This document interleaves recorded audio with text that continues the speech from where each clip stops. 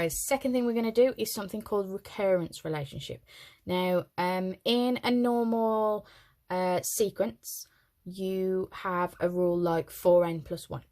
Okay, that means if I want the 90th term, I can just do 4 times 90 and add 1. In a recurrence relationship, the only way to get the next term in the sequence is to have the previous term. So if I wanted the 90th term, I would need to know the 89th. To do that, I'd need the 88th, and so on. Okay, so basically, this sort of stands for the n plus 1 here means that I'm finding the next term in the sequence. The n you can think of as the current term. So to get the next term in my sequence, I do the current term plus 4. And they will always give you a starting point. Now, depending on where you read the questions, some of them have a starting point of u1. Some of them have a starting point of u0 for some reason. But there you go. So you can think of this as if I want the second term, u2, I need the first term, u1, plus 4. So if my first term is 7, 7 plus 4, I get 11. If I then want the third term in our sequence, I need the second term plus 4. Notice that each time it's always 1 less, because obviously this is always 1 less.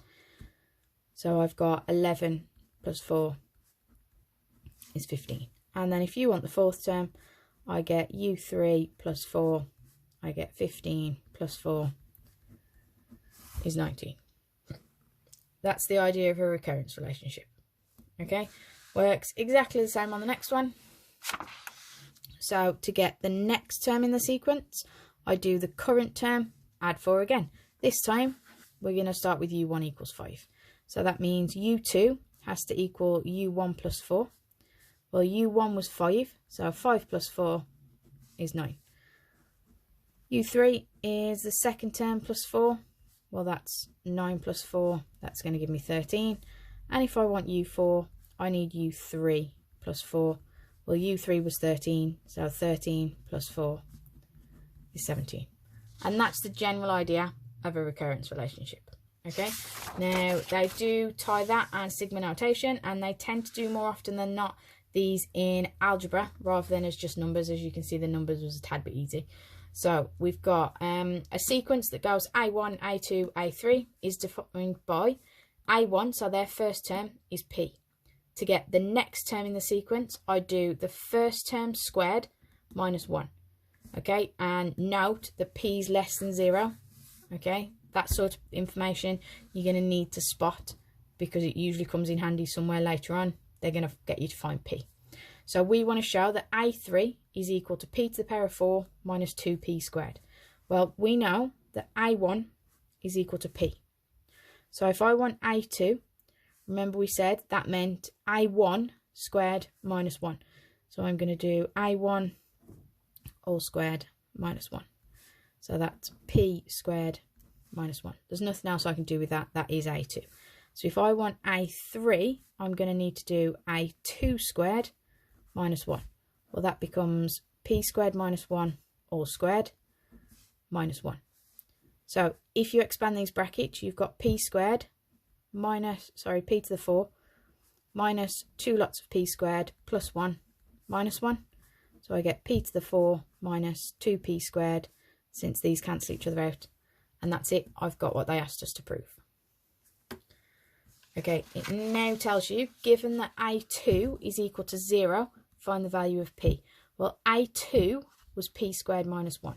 So I know that P squared minus 1 has to equal 0. That means that P squared has to equal 1, in which case P is equal to plus or minus 1 if I square root it. But remember that key factor I told you about at the start, P is less than 0. So as P is less than 0, P must equal minus 1. Okay, just so that you've made sure you've identified the fact that there was 2 possible options. One of them's out. This one has to be your answer. Okay, now if we look at the last part, find the sum from 1 to 200 of your sequence. Now it's very, very common to get between 1 and 100, 1 and 200, 1 and 1,000, okay? Usually because there is a pattern, Okay, so what you want to do is work out the first 3 or 4 terms, make sure that that pattern is nice and clear. Sometimes they work out as exactly the same number every time. So no matter what happens, you always get an answer of 5, in which case you've just got 100 lots of 5 or 200 lots of 5. Okay, sometimes it works out as 2 recurring numbers. Okay, so if we look at this one, A1 would just equal P, well that's -1. A2, remember, was P squared minus 1. So -1 squared is 1, -1 is 0. If I look at A3, well, A3, we said was P to the power of 4 minus 2P squared.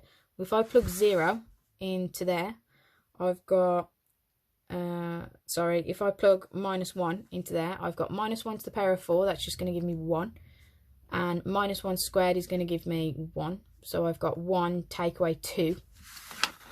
Is -1. Okay, and you can, if you want to test the next one, it would be that one squared minus 1. Well, -1 squared is 1, -1 is 0. I realised I was off the screen when I said that, sorry.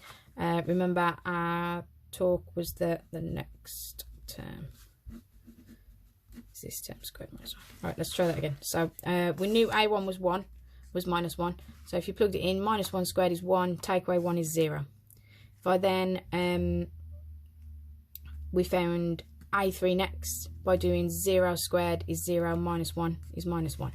If I wanted the 4th term, I plug the 3rd term in. So -1 squared is 1, take away 1 is 0. You can see it's going to go -1, 0, -1, 0 every time.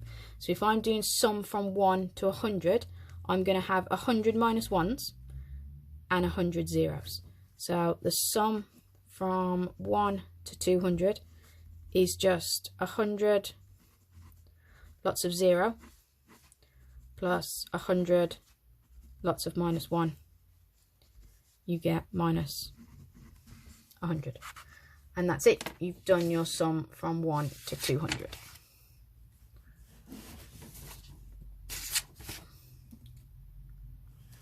Yeah, I did miss the off, but never mind. Okay, so that is recurrence relationships. It's just tying the 2 things together. So once you've done that, I'm sorry I took off the sheet.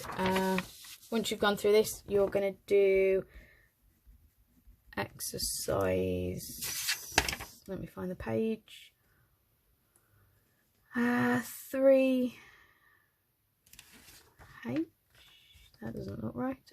3G. Sorry about that, guys. Exercise 3G. And as before, I will upload the 2 tasks for those who don't have the books. Okay, any problems, guys, let me know.